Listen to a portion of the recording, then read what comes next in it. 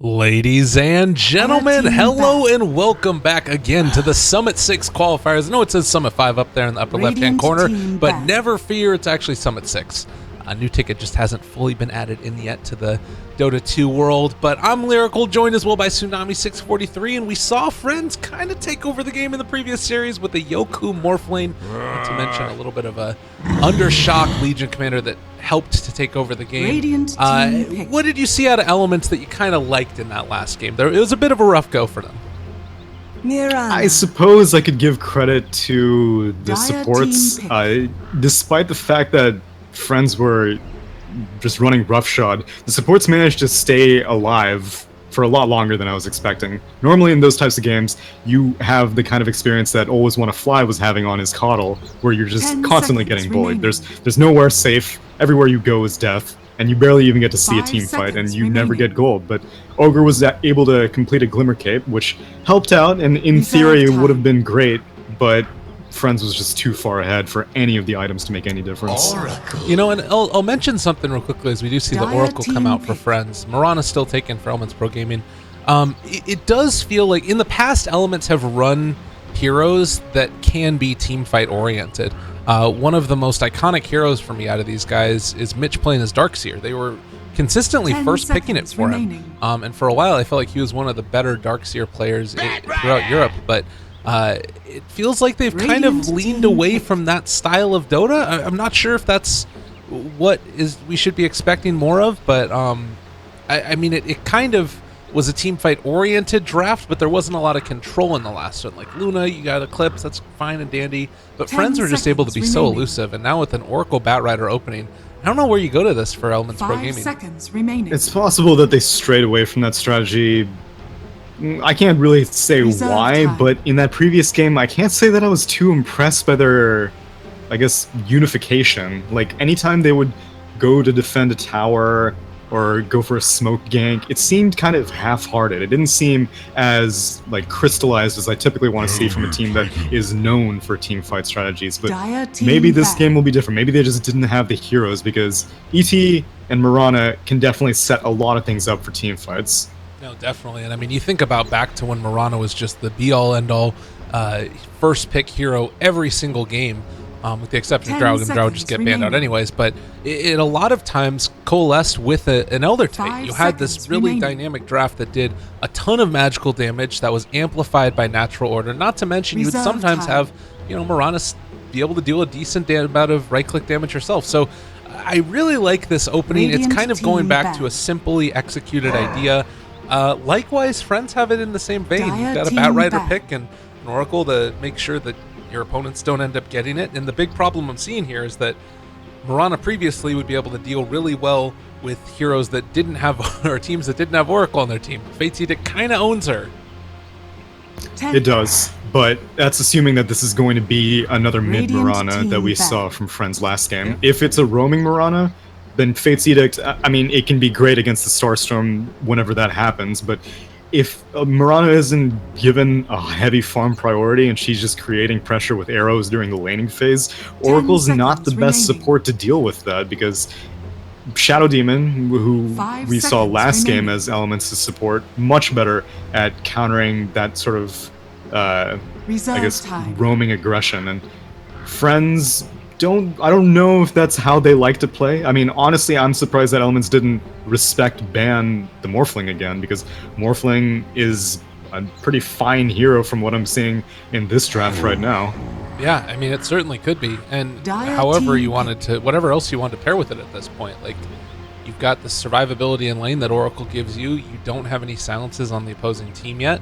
I think if they're going to take it, I would want to see it probably fourth for them, so there's one less hero that can potentially get rolled out. But I mean, honestly, with the Elder Titan already taken for them, I think, honestly, we could see Elements Pro Gaming take it themselves, too. Elder Titan's kind of a nice answer to that natural order, but instead we're going to be seeing the Afterlife Pudge, who was just a monster in the previous game. It actually might have been No Fear. I can't remember. I'll have to double check. I'll check for you, actually, because I need to see this. They have a 100% win rate with Pudge out of 3 games, granted, but still nothing to scoff at. And let's see, Summit 5 seconds remaining. It was played Game by number 3 of that one. Lion. It was always want to fly. Dire team pick. So he's the man. He's the big bad man on the Pudge. Radiant team pick. It's cool to see it. I love to see me some Pudge games, and they third picked it in that draft as well. It was an answer to a Chronosphere before, Dire so team this back. feels like it's a little bit of a different look.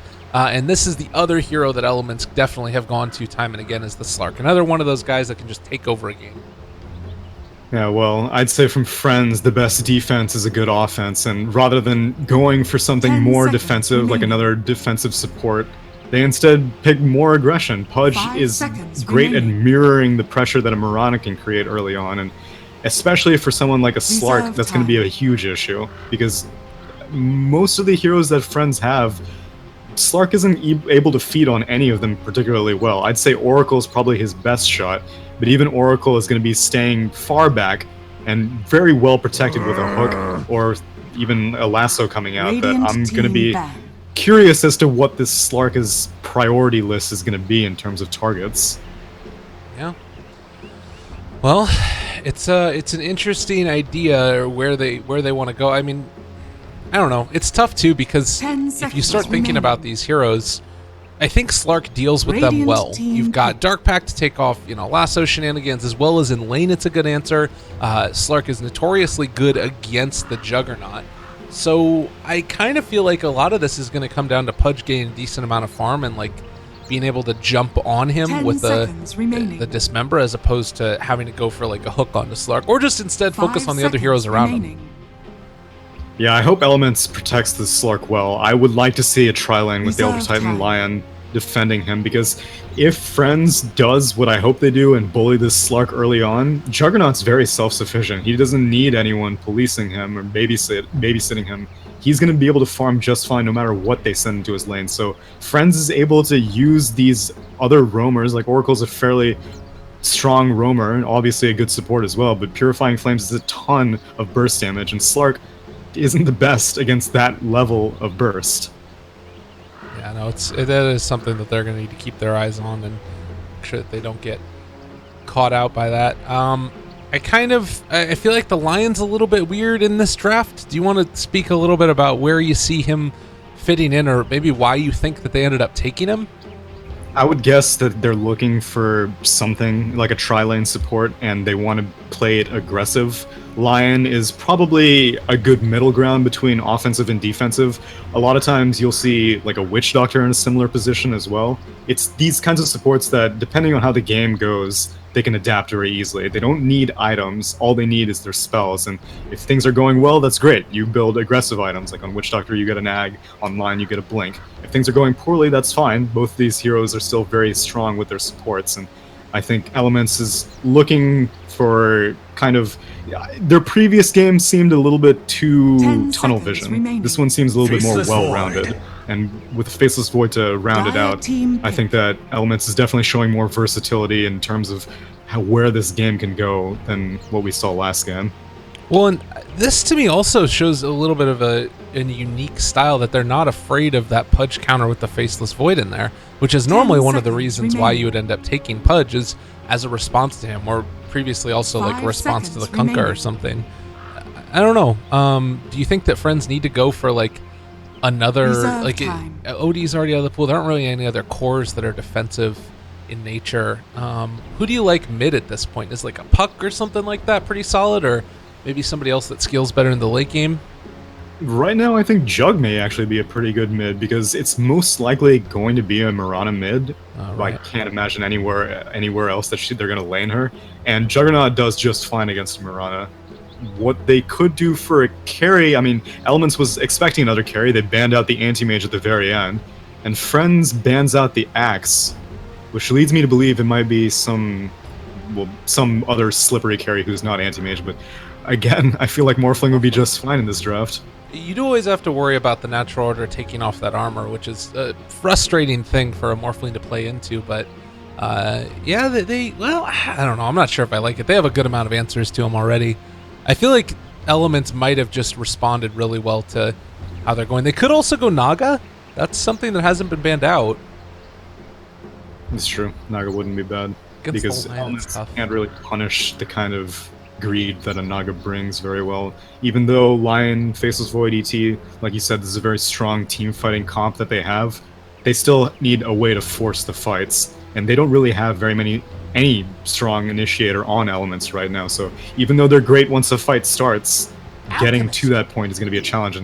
And another greedy pick, Naga, Alchemist, both somewhere along the same lines, and I think that's a smart move from Friends. All right, well, we'll see how they deal with it. I'm excited to continue to see Pudge being played, and Friends have taken it now in every series that they've played in the Summit 6 qualifiers. So we'll see if they keep on finding success with it, if they can 2-0 Elements Pro Gaming, or if we're possibly going to be moving into a game number 3 here. Any predictions going forward as to where you see this, who you feel like is going to come out on top of this game? Based on how the first game went, I think Friends were just overall more put together. Draft-wise, I say they're relatively even. I like both teams' drafts, but I have more faith in Friends against Elements in this matchup, just based off of their mechanical skill. And look at the Faceless Void here. He is just doing a cool little dance move, isn't he? I love these spawn animations so much. They're great. They're so wonderful. I like Drowse a lot, wherever she's like crouched against the ground, all rangery. I haven't seen that one in a while. She always gets banned out in the games that True. Well, an early smoke and TP rotations. We'll see where they end up going. Looks like they're actually both going to head mid for the moment. No fear. Gonna break on each other's Oracle, smoke. as well as Except Milan. Oracle catches it. But ET makes the right move to not place a ward until he actually gets high ground vision. And nothing happens. 50 gold down the pocket for both of them, but that's fine. No Fear has been playing a really great Oracle too. To me, he's been one of the standout players on this team for Friends. Him and Yoku have definitely been making a lot of things happen. It's actually going to be an Undershock Juggernaut, and they're going to stick Yoku in the mid lane this time around for his Alchemist. So a little bit of a different look, but I like it. It's, again, just putting their faith in that single hero that gets enormous. I'd say Alchemist prefers getting levels more than a Juggernaut. The reason you would put a Juggernaut mid is if you wanted to go for something a little bit greedier in the safe lane. Alchemist, needs access to the jungle easily. He needs his level 6 fast, so I do prefer him mid over the Jug, but both of them would have been fine. And Mirana, I mean, she's going to have a tough time either way. And actually, I don't know. It's a off-lane Mirana. Okay, so it's going to be a mid... what? Faceless Void, it looks like. Okay. Which is a little bit interesting. I saw this in response to an OD mid, which was pretty good, because every time he ended up going for an Astral, so we get some pretty cool taunting animations. I don't know if you're allowed to do that if you lost the game, buddy. But... No, he won the game. Oh wait, which taunt are you looking at? Because I was looking at Alchemist. I was looking at the Lions. Oh no, he can't do that. That's not allowed. But anyways, what I was saying is that it was a good answer to the OD, because you would constantly be able to just, time walk away from the Astral Imprisonment. But the problem was that then OD ended up going for an Arcane Orb build and kind of just destroyed him in lane. So it ended up being a little bit rough. Who is going to do his taunts here though, mid? And have to contend with a Elder Titan in his lane. Look at this guy. He's so happy. Pudge returning the favors. Elder Titan's in a very odd position. Gets the stomp though. He's gonna be able to Meanwhile, walk out. over there to the side, there's battles brewing in the bottom lane as well. Afterlife might go down. I don't know if they're going to be able to find that kill. He's going to drop low, but not dead as of yet. So trading off in the mid lane. I just want to play. I don't know if he's going to be able to do a ton. The arrow, not going to connect. But the stomp, Yoku, slowed, not going to die. So, this looks like your average pub game, 5 people mid, right? Yeah, it's pretty good. It's the right call from Elements. You need to... oh, what a time bash. Yeah, you need to pressure this Alchemist early on, and even though Void does need the level advantage, and splitting it between 2 heroes is kind of rough for him, it's still very valuable, because Time Walk is great in the mid lane matchup, but that's assuming that you're even allowed to stand in the lane at all. And if Alchemist gets a huge level advantage early on, Acid Spray is literally the entire mid lane, so you won't be able to stand in it as a melee hero. It's true. It's a rough one indeed. And the plus side about this too is that they're allowed to do this more so because nobody is really going to contest that off lane for the moment, and that just leaves Undershock completely free to get his farm on the jug. LeBron So, Dota, 6 stacks. It's taking a lot of damage though. Afterlife, yeah, they dark packed it off. He's going to be able to walk away. They find the kill. Lion gets it. It's not often you see a 7 stacked enemy just walk away with just a little bit of damage with really nice bounce. Oh, this one to fly, caught in between, arrow follow-up, that's going to be a kill. Mirana finds him, so 2-0 start, and just like that, they're going to run by Yoku, and it's kind of weird. I mean, Mitch roaming around on this Mirana with the early levels, it's something that's pretty good, but at the same token, it's leaving a Juggernaut free to do whatever the hell he wants. And he's this is just showing how good of a last pick this Alchemist was. It's causing so much, like, so many resources to be diverted. They're changing the river of the game just to make sure that this Alchemist doesn't get anything. But as a result, like you said, the Juggernaut is being completely uninhibited, and you can't shut down both of them. If you have to choose, it's usually the Alchemist, but I don't think Elements has, like, enough in a Slark to be able to 1v1 a Juggernaut when it comes to late game prowess. Oh, always want to fly. I think that did they get a double stack off with the Pudge? I don't know if that's a thing, but it looked like 2 camps stacked simultaneously. The hard camp and the medium camp. That would be pretty impressive. It might have just been no fear, so I could be wrong about that. Yeah, and all the creeps have full HP. One of them would have needed to be hooked if it was from the Pudge. They do block down that ward, immediately taken away. Milan doesn't have any more and is going to be rotted to death slightly, at least. And looking for the stomp. He's just going to keep on hitting him. Still has a hook available. Milan goes for the stomp and is going to be able to connect it. So the rotation from the Bat Rider, though, Afterlife is here, blocks Milan's way. He's not able to escape through those trees, and suddenly, in some trouble, they're going to get a stomp there. They find the kill. Bat Rider gets it. That's what I'm talking about. Alright, well, yeah, I guess they'll take that. And always want to fly. Oh, he doesn't get the stack. It would have been an amazing play if he managed to get the kill on the stack in one fell swoop. But instead, Mitch gonna beat the Alchemist to the Arcane Rune, and Bot Rune gets taken by the Lion. That was nice. That was pretty good right there.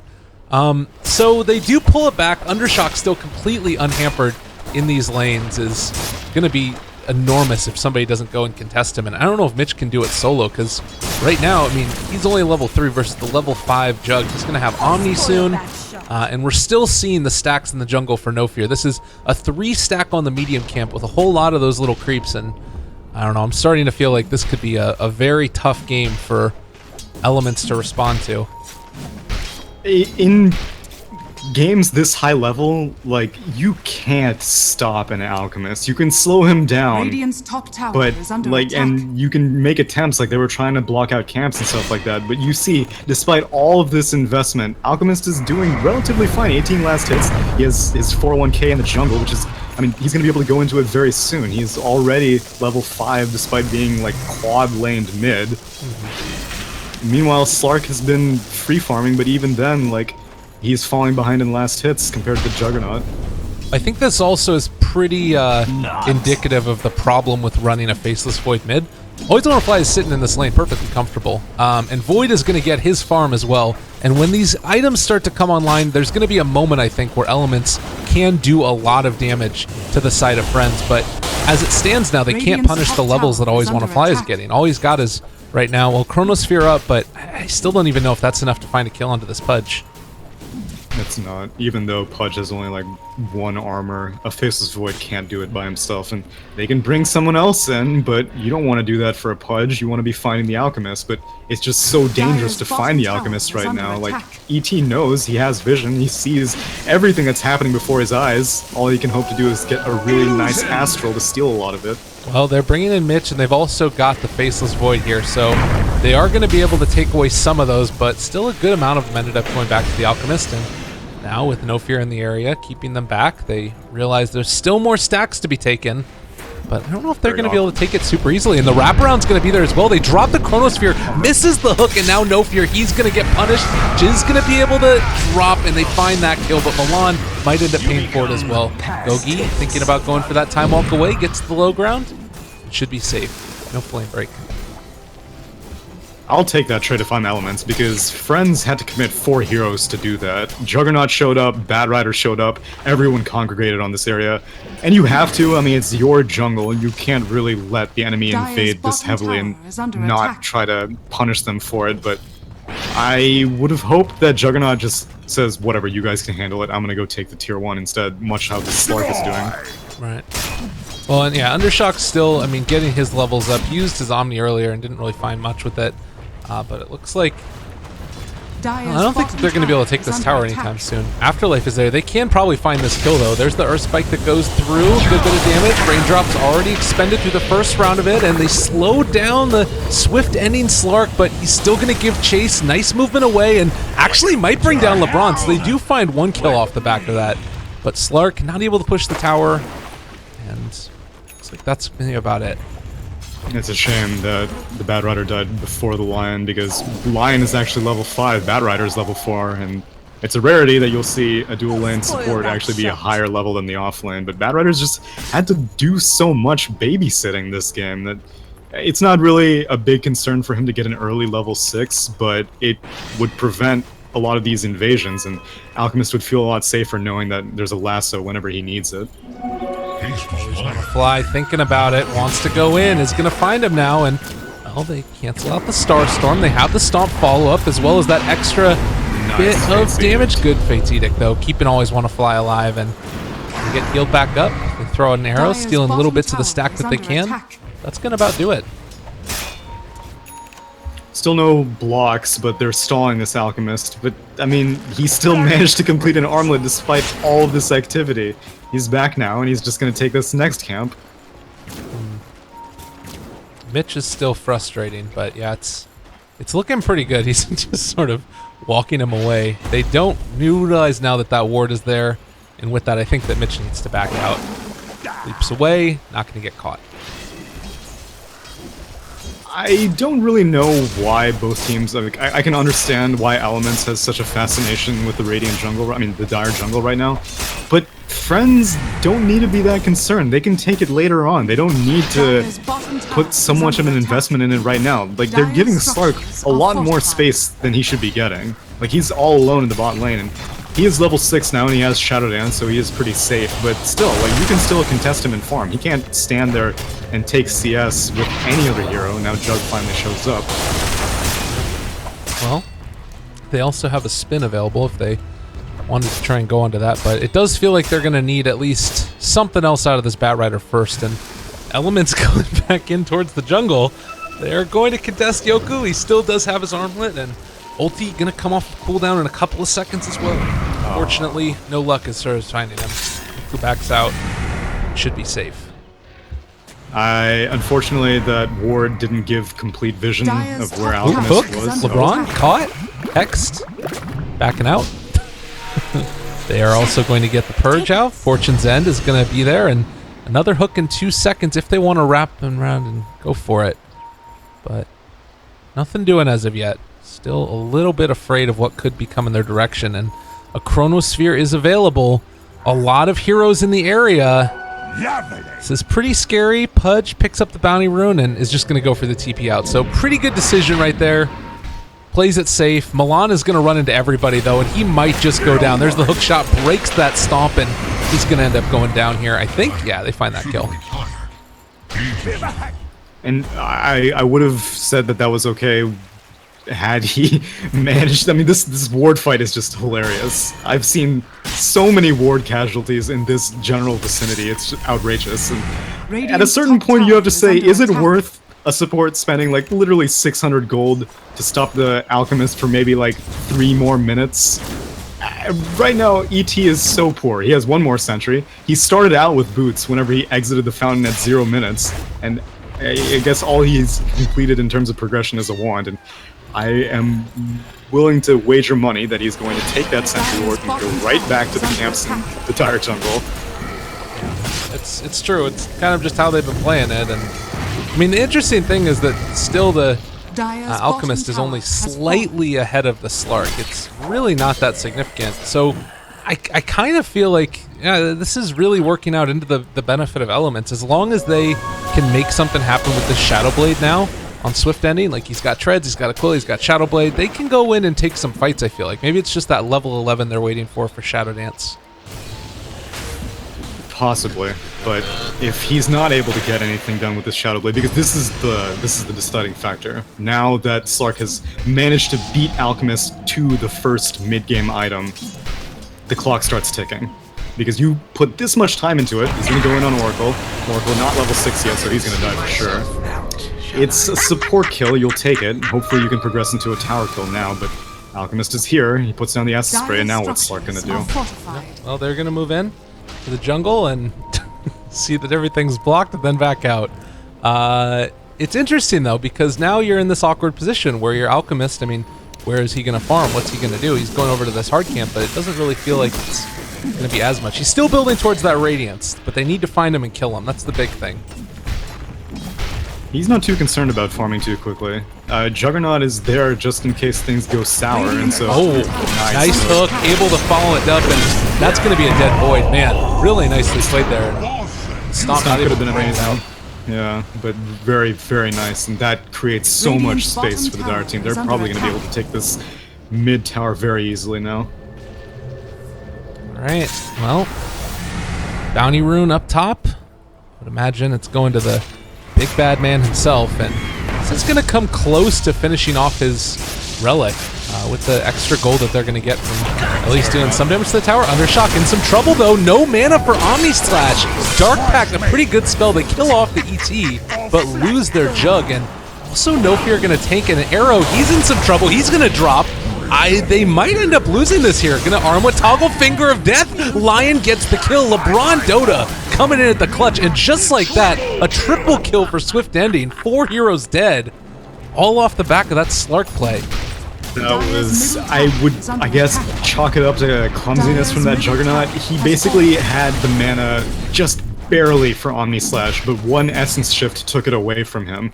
But even if he did have the mana for Omni Slash, he would have hit a ton of creeps, ended the Omni Slash, which is, it's only level 6 Omni Slash, so it would have ended after 3 hits, and he was going to die regardless. The rest of its team wasn't behind him while he was sieging that tower, and ideally, Dire team should have just committed. They had the Alchemist with an armlet. I don't know if Bad Rider was in the vicinity, but even if he didn't have his Blink Dagger completed, Firefly is still really good at discouraging pushes, but for some reason they let Juggernaut solo siege it. He got picked off, and then the rest of Friends just fell down. That's not the best. That's a rough one indeed. They're still back into here, and of course double damage on this Void. Yeah, they're gonna try and take down Undershock. That but he has Omni Slash. Is still not quite enough. Able to dodge away from that arrow, getting bashed. They have Oracle in the area as well. With that, they'll be able to find the turnaround as Afterlife jumps onto the Faceless Void, and with the catch here, this is going to be more than enough to find that kill. So still, things starting to work, and Swift Ending looking for the kill and to always want to fly. I don't think that they can take that kill. They have to turn onto like an Oracle or something. Well, he does have an Echo Saber completed, but too little too late. All right, Swift Ending, what you doing? He has a pounce. Might be able to get out of there, gets the low grounds. All right, he's good. All right, but these Void kills are great. They're so perfectly staggered that all of the... Like, Dire team doesn't really have that much in terms of hard CC. Oh, Slark's going in again. Yeah, this is a little bit bold as well. That's going to be another kill. The Juggernaut was able to take down the ET on the other side of that. No Finger of Death for another 34 seconds, so... Looks like that's going to dissuade elements from going any further there. Slark's great at catching up to people, but that's only if he's not in vision. Once he's in vision, he's so slow that Juggernaut with his phase boots can easily outrun, but now he's out of vision, and his Lion is also out of vision. They want to go for something else. Ping out that they're in the area here, spots the acid spray, and unfortunately this is going to be right at around the same time the Radiance comes in, so Yoku is probably not going to be able to get brought down here. He'll have that extra little bit of mischance. Looks like, yeah, backing out. So 16 minutes Armlet Radiance for the Alchemist, and he's feeling pretty good. Radiant's top tower is under attack. It's really not that much of a considering all the effort that went into making sure that this Alchemist does not get a good start. 16-minute Radiance and Armlet is nothing to scoff at. He's perfectly still in the game. This is not like a recovery mode Alchemist at all. He's still doing just fine. And Slark, he's making space, he's making kills happen, but in the meantime, this Void is kind of having a tough time. Nicely played there as well by the Pudge to just keep him out of range of a couple more of those right clicks, and with that, Oracle's going to be able to... Well, he actually... Did Oracle not TP back home? Oh, wait, no, that was an Undershock? I guess it was just Purifying Flames that kept him alive. Weird. I don't know why you TP to the tier 2 tower. Mind games. That was really strange. But okay, nonetheless, it's looking like it's going to be just Yoku farming show. He doesn't have anything beyond Brown Boots at this point, but there's the jump. They catch him after the Dark Pact ends. They've got the stun, and that's a huge kill. Alchemist finds it as well. Hook back onto LeBron Dota. Oh, always want to fly is making the plays his team needs him to. And now it's time for some more towers to get taken. That was such a great series of events for Friends. As a Slark, you need to be exceptionally cognizant of when you use your Dark Pact and when it ends. Like, all of your spells need and your items need to work in harmony. Like, as soon as the pact ends, you either go invis or you pounce out. If as soon as your Shadow Dance ends, you start hitting the Dark Pact immediately. He hit the Dark Pact to farm, and then immediately Batrider with his Lasso Blink came in, and Slark knew that Batrider had to blink. Oh, there's the hook shot out there, hook pull out though. And that is going to be almost a kill onto the Void, not quite going down. They do find the kill on the Pudge with the Lion though. It looks like the Jug should be able to stay alive through this, DD rune and all. Stomp, not gonna be in time. Even if they got the stomp, this Jug had a DD and he had Omni Slash ready to go.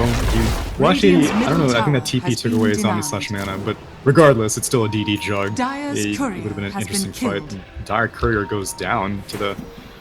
Yeah, they got the item out to him first though for Yoku. It was arrow. That actually matters. That matters a whole hell of a lot. They don't have Finger of Death though, so he should be able to dodge away from this. Oh, and now they baited him into it. Always want to fly, finds one. There's the pullback. Swift Ending can only look on in dismay. The rest of his team dying. The arrow baiting them into thinking they could take that fight, and now he needs to get the heck out of here. There's a Fortune's End, which does not connect, but man, great series of events for Friends, and this has been such a steep decline. I was gonna say, in that fight in mid, I was just like, yeah, it's great that Lion was able to get a kill on the Pudge, but you don't want to have to waste Finger on a Pudge, because you're gonna need that later on for actual targets that matter. They killed the Pudge, and Finger of Death has an exceptionally long cooldown. They may have been able to get a kill on the Alchemist, but there's not enough damage to go through it, even when he's not chemically raged, to be honest, because a lot of their damage is from the right clicks of Void and Slark, and with this mischance, you can't count on anything. Oh, always want to fly. They're going to be able to keep him alive, at least for the moment. No fear, still there, and they're doing a good bit of damage, so always want to fly is going to die. A little bit awkward there. Slark wants to find higher priority targets, though. Half the time this found Undershock again. This is a pretty big one. Finger of Death still on cooldown, but if they could get a couple more right clicks onto this, this would be huge, and Milan's going to be there for the follow-up anyways. The stomp secures the kill. Wasn't quite able to mantle away from that guy. That's what I was hoping for, but that's a tough timing, and especially the the AoE is so large that he may have been able to shove himself on the edge of the stomp with the Morphling, I mean with the Manta, but it didn't work out. We say no. Yeah, he's fine. Has the Yasha. Now looking for another catch. They're not going to be able to find that Void. It always feels like they're right on the cusp of finding one of these Elements players and just not quite there. I think Elements learned their lesson, especially this Void learned his lesson. In the first 15 minutes or so, he was just like ever so slightly out of position, and Friends jumped all over him, and at this point it's better safe than sorry. Well, no fear. Still very broke as a joke. Bottom tower is under attack. It's starting to feel more and more like this game is going to get out of hand for the side of Elements. Oh my god. Alright, they got him. Why not? They've got the Dark Pact, but there's the catch. No, not going to be able to find him. But they do end up going for the TP out. Not going to be there either as the Flame Break secures that kill. A really couple of great plays by Always Want to Fly. His Pudge play has been spectacular. I'm surprised that the Slark was not moving a little bit more unpredictably. He knew he was in vision. His Shadow Dance buff was gone. He was moving very, very slowly. That's easy pickings for something like a Pudge.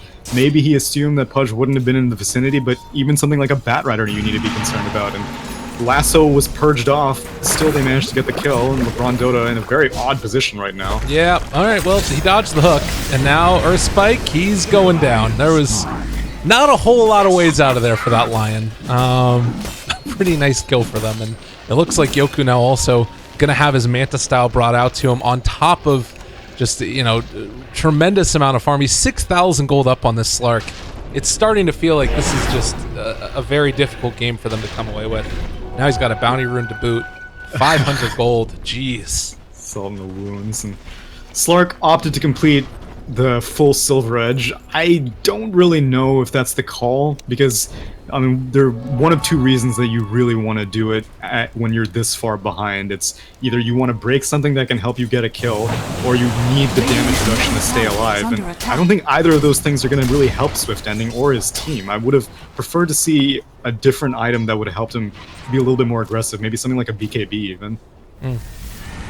That's tough. You can understand, like, there's ways in which it can help out, like those couple of little plays on the Oracle. He might have found the kill with the bonus damage from Silver Edge, but in the meantime, he goes on to Yoku. It doesn't look like it's going to nearly be enough damage, though, and Mirana finds the kill on the Juggernaut in the bottom lane, using the Finger of Death to secure it. That was a pretty good one. Juggernaut's pretty far out by himself. Usually, you're not used to the enemy still having a tier 1 at 23 minutes into the game when you have an Alchemist, so maybe he just thought he was safer. Oh, Swift Ending. Always want to fly testing, but not going for it. Oracle? Alright, they're going to be able to hook him out, maybe. They don't hook him back out, and instead they're going to pull in the Faceless Void, and now stunned. This is maybe a bit of a problem, but Yoku's going to be big, large, and in charge in the middle of all of them, bringing down one. That is going to be a dead section. Oh my god, Lion's already gone, but yeah, they can't secure anything else off the back of this, it looks like. ET is going to be the only one. It wasn't really worth saving the Oracle. You'd rather go for an aggressive play whenever they're diving in power like that. So I think it was the right call. They get out. I feel like they would have been able to do a little bit more with Bat Rider's Lasso, especially now that he has a Blink Dagger and Force Staff both completed. But I guess if they don't commit too much, they can go for this Roche. It does get scanned out by Radiant, so they know. But Void doesn't have Chrono. Lion doesn't have Finger for another 20 seconds. They're not going to be able to stop this. Yeah, this is really hard tank indeed, and I mean, they're grouping up to try and make something happen. It feels like they have to do something here, but Swift Ending, walking in, there are only 1 sentries in the area. But this goes down, Alp picks it up, and this is starting to feel more and more out of hand. 7,000 gold up roughly now on the Slark, and they pull back in the LeBron Dota. Lion's going down. Arrow to turn it back around. It's going to connect onto Ophir. That's going to be a dead Oracle, but nonetheless, they're just too big. And I mean, an Oracle at this point is not really the biggest deal in the world. They have another hook shot. 1 second. Itch jumps in, catches the Starstorm. Fine. Undershock's still there. Omni Slash available. They do end up finding the kill onto that Pudge, but is there anything else coming back? Like the answer is no. Swift Ending's doing a really good job at holding onto his Shadow Dance. He's not... Oh? No, there's no Basher. Oh, well, he has the Basher, but it's in his stash, not on his person on Swift Ending. And it's in his stash. Yeah, he's doing a really exceptional job at holding onto his Shadow Dance. Like you had said earlier, Slark does a relatively good job at dealing with Alchemist and Juggernaut, because it's kind of this cat and mouse game of who uses their spells first. And if Swift Ending has to use Shadow Dance defensively to get out of a fight, then the next minute or so, Slark can't be aggressive. But if he's able to hold on to it, Juggernaut feels paralyzed. Even though he has the Omni Slash, you can't go on a Slark, and the rest of his team is so far back that you need something like a Blink Dagger on the Juggernaut to get anywhere behind the front line. But instead, looks like he's going to be going for a Diffusal. Yeah. Nice. Still pulling in a couple creeps at various points. Always want to fly, testing his hooks to see if they're still working. At what point do you start thinking for friends that you want to actually start taking objectives? Do you even worry about that too much at this stage in the game, or are you comfortable just continuing to spam out the waves and get farm? it's dependent on whenever elements, I guess, whenever they start a fight, Friends will react accordingly. If all of Friends is migrating towards a tower, then sure, take it. You can handle a fight. And if Slark's trying to get fresh with you, or Void goes for an aggressive chrono, then roll with that fight as well. They got the Hex off, but Undershock apparently still got the...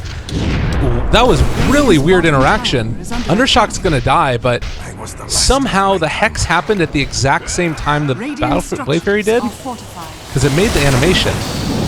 Okay, 26:30. I'm gonna look out for that because I would like to see that.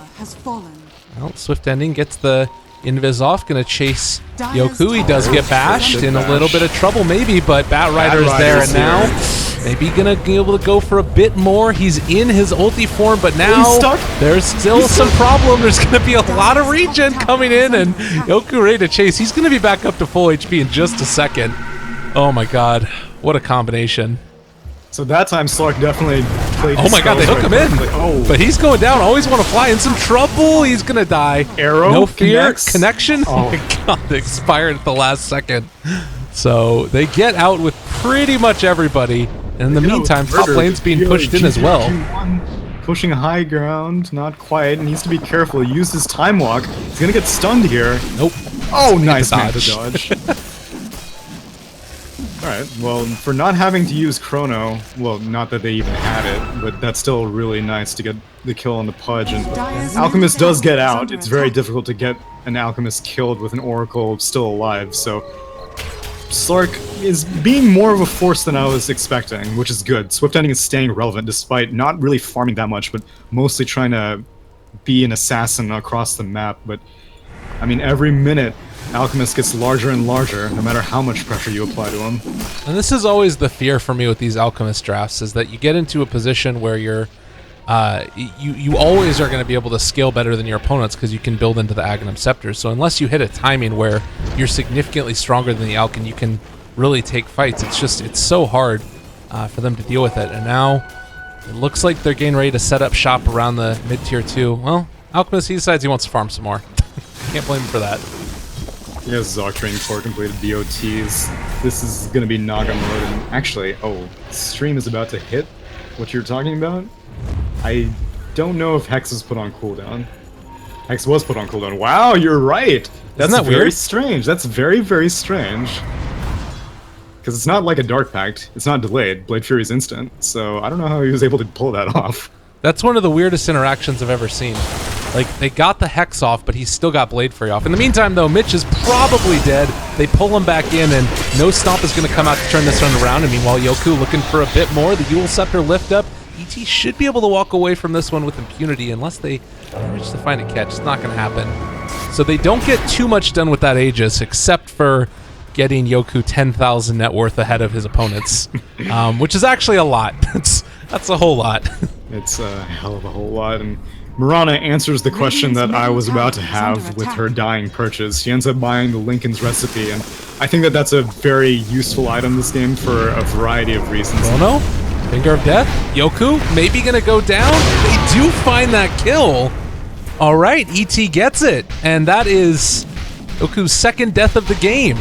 Radiant's middle tower is They needed to wait for that one very patiently. Definitely, but it's the trade-off. Whenever you get these BOTs, you go for more aggressive farming strategies. He had no vision. He had no idea where the enemy team was. He got punished for it. I'm pretty sure he's only going to make that mistake once. All right, well, let's see how this little thing goes here. We've got Elements maybe gonna be able to make something happen. It just feels like it's so hard for them to even find an objective after a huge kill like that. All the lanes are constantly pushed in, and they can do their best at it, but there's still so many heroes that can pick them off. There are, and even though Juggernaut didn't go for like a Invis build or a Blink Dagger build, he's still so good in mid lane. Yep, that's what we're talking about. LeBron wants to make things happen, but unfortunately can't really do it. They do get the bash for a moment at least onto the Jug, and it looks like Swift Ending's going to have to disengage from this. They don't quite connect onto the Stomp. Always want to fly, though. Getting gone upon by Swift Ending. Dark Pact runs out, looking for the counterplay with the hook shot, but not going to find him as of yet. There's the ultimate as well, getting thrown out, and now trying to stay alive by even just dismembering a creep, finds the hook, pulls back in Swift Ending. Can they actually get this kill though? Where is the reveal? It's not on any of these heroes. Everybody's still alive for Friends, and the arrow is not going to connect onto Yoku. Mitch a little bit desperate with that one, and it looks like it's time to just aim for this tier 2 tower here. He is hitting so hard. AC completed. I can't believe everyone's still at full HP after all that song and dance, but I guess that's what you get with Healing Ward and Oracle and Octarine, Core, Radiance, Alchemist. And you're gonna go for this tower, and Juggernaut has his Blink Dagger completed now, so I guess he's kind of learned his lesson that he needs some sort of mobility item to catch up to these Elements heroes to let Alchemist be just a tanking hero while he's able to, Undershock is able to tear apart the backline, so I'm looking forward to see how this works out. It definitely gives Friends a lot more versatility in these fights than right now. They seem very straightforward. It's basically like, if Alchemist lives, then we do whatever Alchemist wants. If he dies, then we just put back out. I mean, this was something that, and I'll speak about this briefly, in the Chinese scene, they kind of responded to Alchemist by getting Midases on every other hero in the game, basically. And what the idea was behind it is there's like a basically 8-minute on the dot Roche respawn, was that you have an Alchemist that's very farmed, but the rest of your heroes aren't incredibly farmed. It's the same sort of Naga syndrome that you get. And the other problem that we've got right now, I feel like, is that Mirana comparison to Jug is about equal, but Batrider isn't bringing as much to these fights as the Void is now with the Diffusal Blade and Manta style. Do you think that Elements have a timing here where they can actually like force high ground, or even think about trying to take some more objectives if they win a couple fights? High ground's going to be a long shot. I think it'll all depend on if they can manage to pick this Alk off again. Like you said last time, it was kind of difficult for them to manage to get these objectives taken even after such a large kill. But now Elements has hit their timing windows for their items that as long as they're in a relatively good position and Alk dies, then they can do something. If Alk's alive, they're not going to be able to do anything. Okay.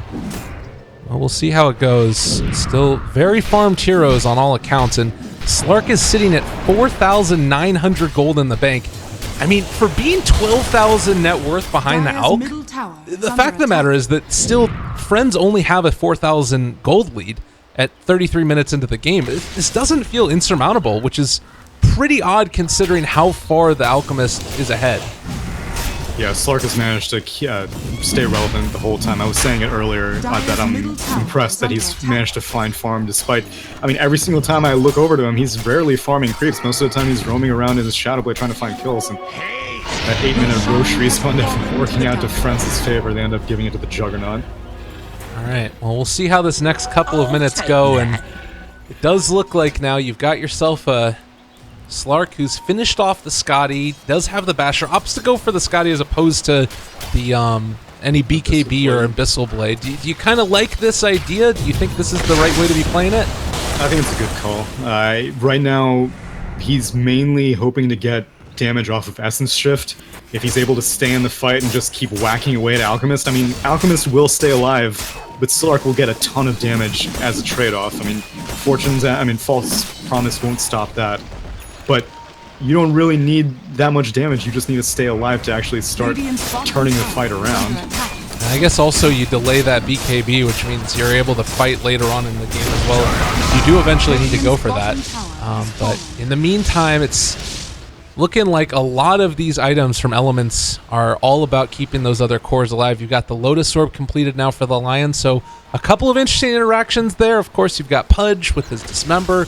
Could end up playing a big role, but the big one for me is the Afterlife Batrider initiation. If you take that away from them by virtue of a Lotus Orb, all of a sudden they have, I mean, a Pudge who's granted pretty strong, but I feel like this is starting to maybe even swing more into Elements being able to take fights in their favor. Yeah, these items are very smart at allowing a Slark to high ground siege. The reason I said that Alchemist needs to be dead is because Acid Stray plus the Manta Illusion spam will be too much for the entire team of Elements to go up against. But if Elements puts all of their, I guess, buffs on one hero like the Slark, just allow him to siege and just go back and forth between the creep wave, hitting the tower and then going back, then I think they're able to definitely do a lot of structural damage, just as long as they can manage to find that window before Alk gets even larger, because he still has ways to go. He's still on this armlet, which is just it's a transition item. Looking for the catch.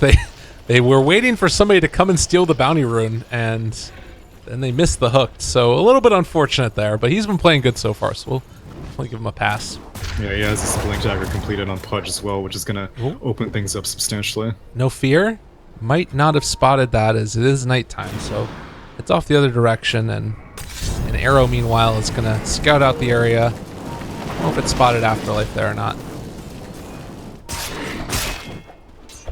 All things considered, I think Elements still does have room to grow. This Void has gone for a very utility-heavy build, not very much in terms of, I guess, traditional damage items. You don't see that Lincolns on them that we typically see either. So if they manage to get 2 Lincolns on Elements and that Lotus Orb that's already completed from the Lion, it's going to be so difficult to do anything to this Slark. Cane Rune also there. It's feeling like, I don't know, for Friends, a little bit scary, and Undershock. maybe going to go on to this Juggernaut, who is going to get jumped upon, and the bash, but the hook back. Good play there by Always Wanna Fly. Had that hook not been there, I think with the bashes, they might have been able to find the kill. Waiting. Looking. Lotus Orb. Silver Edge. He's going to find Afterlife here, and this... Oh, they hook him back, though! In some trouble now, controlled LeBron. He gets the Hex off, and they're going to be able to keep him alive for the moment. Always Wanna Fly, still there in the False Promise. Undershock trying to run away. They get out. Another one of those Earth Splitters, but Always Wanna Fly is not going to die. So I think with that, Elements need to back out, and they are going to get out of there. That Earth Splitter, so much of the damage from the side of Elements at this point. It's a damn shame that Void wasn't in a better position, because had they had a Blink Chrono, that fight would have been devastating for Friends, but now they want to go aggressive. They know that Earth Splitter's down. Gonna see the Slark? No, Slark sees him, though. That little bit of extra nighttime vision for Slarky Malarkey paying off. They still have the Aegis on the Undershock, so if they want to go for a high ground siege, now is the time to do it. They can't commit to a fight, I don't think, because the supports and cores of Elements are just... Like, the farm is much more evenly distributed on Elements than it is on Friends, and that's always a concern, like you said, whenever there's an Alchemist in the game. He just takes up so much farm that you need something like a Midas on the rest of your team to ensure that they stay relevant. Right now, Oracle has literally nothing. He looks like a 16-minute Oracle, not a 38-minute Oracle. Well, they are trying to keep these creeps and illusions out of their base. Looks like LeBron they're just going to be able to take down those 2 illusions very rapidly. Everybody from the rest of the side of Friends is heading back home, and with the Aegis expiring, maybe now an opening for Elements to take a fight. This has evolved into a very different game than we normally see, and Slark, hero known for taking over games, can potentially do this. Oh, he's just barely avoiding the scan. He walks into it now, though. Mad Rider has the gem, so they know that he's there. Spot him. Dark Pack. All right. Not going to go for it, though, and he's going to get out. Mad Rider didn't trust that he... Oh, that was so close. He would have been able to get the lasso off. Got Undershock. He might go down here. Manta style, dropping low.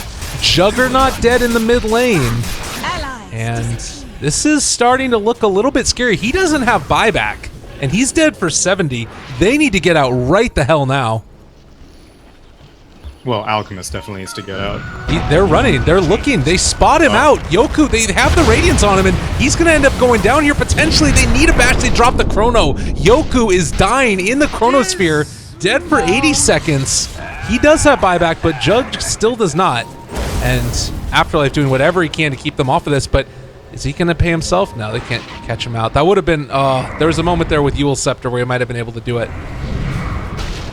That was actually an amazing play by the Bad Rider to go for the creep cut as soon as he saw Alchemist dying, because now they can't push. Alchemist is dead for 60 seconds. All they're going to get is this tier 2 mid. And, I mean, that was a little bit clumsy from Alchemist. He had his TP off cooldown for at least 2 seconds before Slark finally found him, and Slark had terrible luck, didn't get any bashes, Void didn't get any bashes. He was like, I'm not losing this kill, it just pops the Chrono. They're gonna take this tier 2, and maybe they can do some damage to this tier 3, but Alchemist does have buyback if he needs it.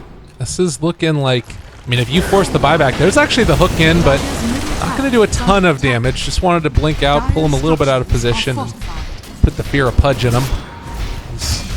Swift ending, hitting away at this tower. He does have at this point a Demon Edge, and I mean, this could go one of a couple different ways. They hook him back in again. All right, Lotus Orb. They're a little bit scared about how this is going out. Undershock is back up, and Alk will be as well as 7 seconds. All right, MKB or Rapier? What's the play here if you're Slark? I'm pretty sure it's MKB. Things aren't that, you know, you don't need to go hysterical and go for a Hail Mary play like a Rapier quite yet. There's still time. You're still fine. Okay.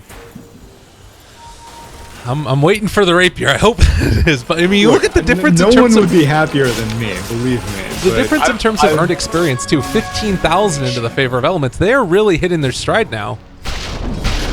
It's true. I'm not going to deny that. All I know is that I've been burned many times before, and at this point, I'm just so cynical about Rapiers in pro games that unless I see a Gyro or an Ember or a Dusa, it's not going to happen before 60 minutes. Right. Well, MKB was picked up for the Alk as well. Not really any heroes that he needs to worry about that yet for. The other thing that I'm kind of waiting for as well is, like, you've got this E-Blade combo that's coming out from Mirana, not to mention the Natural Order aura that just dismantles and allows Mitch to deal so much damage in these team fights. It really is feeling to me that with ET and Faceless Void, in the midst of these fights, like, you almost can't get chronoed with Alk, otherwise you're dead. I don't know if he's tanky enough. Is under attack. Yeah, Elements is itemized so well. They've got defensive items for the Slark. They've got offensive items for the support heroes of Friends, and then they've got, you know, the cores that have itemized very correctly to deal with someone like the Alchemist and the Jug that really, with a good initiation, Elements can pick apart every member of Friends with relative ease. Dire's bottom tower is Oh, under mid lane, attack. looking for the Dire's kill. bottom Milan tower has out of fallen. position. He is going to get punished for that. So they find that kill. Top lane still being pushed in by Mitch. And if they want to, they don't want to overextend. It's still so tenuous, the not lead, but at least fighting chance that Friends have been able to pull or Element have been able to pull themselves back into this. And a bit of a misplay by Mirana. I was hoping that she was going to toss an arrow into the pit before she left, but Undershock. All right.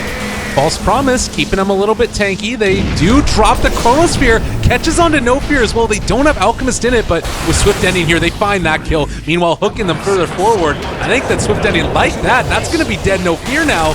And potentially going to be able to find some more for this. LeBron Dota running pretty quickly with the leap movement speed, and now the instant X to follow it up. There's the bash, there's the kill. Suddenly, 3 dead in the mid lane, and Friends, you got to be shaking in your boots now. This is definitely a tier 3, possibly even a Rex. Alchemist, okay, so I had said earlier, unless Alchemist dies, they're not going to do anything. I guess you can also kill everyone but Alchemist, and it also does a pretty good job. Jug doesn't have buyback again. He's 100 gold off of it. Go hit a creep, man. What are you doing? Oh, lordy. This is scary. All right. Well, the Firefly to try and pull the creep waves through. They throw out an arrow. Not going to connect onto anybody as of yet. They still have backdoor protection here, so all is not lost. But now with the creep wave coming in, it's gone. Swift Ending's hitting away, and I don't know how you stop this at this point. They can't stop it. They can just stall it. They can wait for Juggernaut to come up, and Elements is playing it extremely safe. E-Blade combo, dead No Fear. Did not respond in time with the Fate's Edict. A nice blink away from Afterlife. Not going to get caught by that Hex. And they're pulling back in LeBron. This might be enough, but even still, if the Stomp comes through and they're able to find him. All right, Always Want to Fly misses his hook.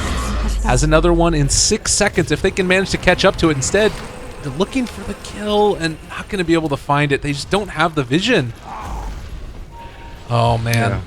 Bad Rider had their gem. He was unfortunately a little bit too far back to do anything. And even if they had managed to find anyone, I wouldn't be surprised if Elements was okay turning that fight altogether, because Slark still had Shadow Dance. He still had plenty of damage to dish out, but they're okay. They took their Rex. Lion created he created a fair amount of space for them to do that while he got hooked under tier 4s. And this is... I wouldn't have expected this to be how the game turned out at maybe like 20 minutes ago, because this Alchemist just has not had the impact I wanted him to. Alright, Lion buys back. They spot them moving into the Roche pit. And Arrow gonna connect onto Undershock, but Yoku with the Moon Shard is hitting pretty damn fast now. MKB in hand, and They stole away the bounty room. I don't think that they can come and contest this quickly enough. They actually connect the hook onto Mitch. He's in a little bit of trouble. Afterlife pulls him back in now. Where's the rest of their damage? Yoku is alone in the pit right now, and they're going to be able to kill off No Fear. They drop down the Chronosphere. It's on 2. Undershock's going down again.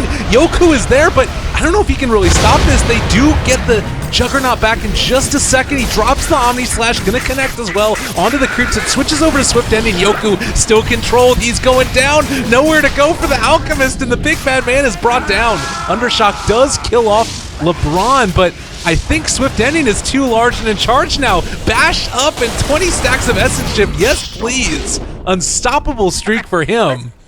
And friends, they crumble in the late game. What is happening?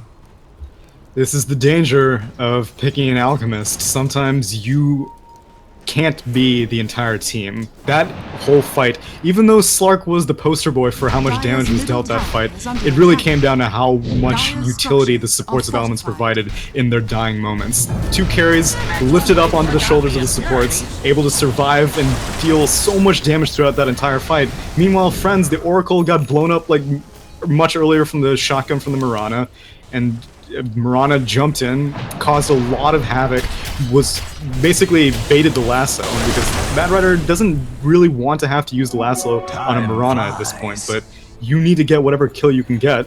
Then Slark came in, nice chrono, nice Earth Splitter, cleaned up the rest of the fight, and friends, they're gonna have to manage to start being aggressive now, because if they continue playing passively, they're gonna lose everything else.